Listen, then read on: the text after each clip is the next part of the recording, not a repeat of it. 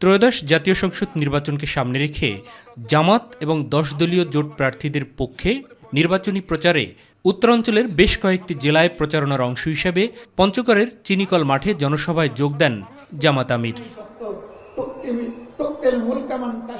দেশের উত্তরাঞ্চলের প্রতি বিগত সরকারগুলো বৈষম্যমূলক আচরণ করেছে মন্তব্য করে জামাত সরকার গঠনের সুযোগ পেলে এই অঞ্চলকে কৃষিভিত্তিক শিল্পের রাজধানী করার ঘোষণা দেন ডাক্তার শফিকুর রহমান।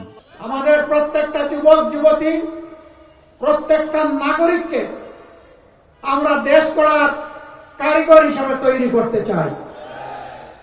গোটা উত্তরবঙ্গকে কৃষিভিত্তিক শিল্পের রাজধানী বানাতে চায়। বন্দা চিনিকল খুলে দিতে চাই।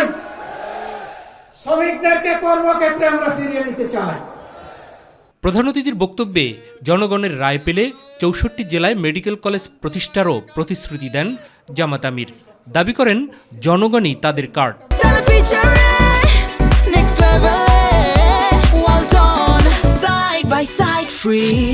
স্বাস্থ্যসেবার জন্য হন্যে হয়ে দৌড়াইতে হয় রাজধানী ঢাকায়।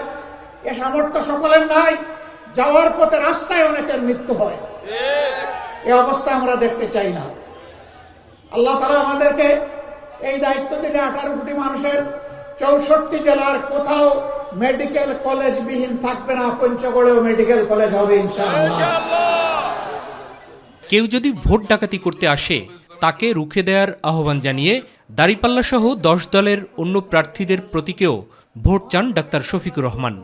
আপনার ভোট কেউ যদি ডাকাতি করে নিতে আসে তাহলে কি করবেন? কি করবেন? রুখে দিতে হবে। দুর্নীতিমুক্ত, দুঃশাসন মুক্ত মানবিক বাংলাদেশ সৃষ্টি না হওয়া পর্যন্ত আমাদের লড়াই অব্যাহত থাকবে। নির্বাচনী এই জনসভায় জামাত, এনসিপি সহ উত্তরাঞ্চলে নির্বাচন করা 10 দলের প্রার্থী এবং নেতারাও বক্তব্য রাখেন। 10 দলের যারা আমরা এমপি প্রার্থী তথা যারা দায়িত্বশীল আছি, উত্তরাঞ্চলে 2 দিনের সফরের প্রথম দিন পঞ্চগড় ছাড়াও দিনাজপুর, ঠাকুরগাঁও এবং রংপুর এবং দ্বিতীয় দিন শহীদ আবু সাঈদের কবর জিয়ারত, গাইবান্ধার পলাশবাড়ি এবং বগুড়ার শেরপুর, সিরাজগঞ্জ শহর এবং সিরাজগঞ্জের উল্লাপাড়ার জনসভায়ও যোগ দিবেন জামাত আমির। মাহবুব সৈকত, মাই টিভি।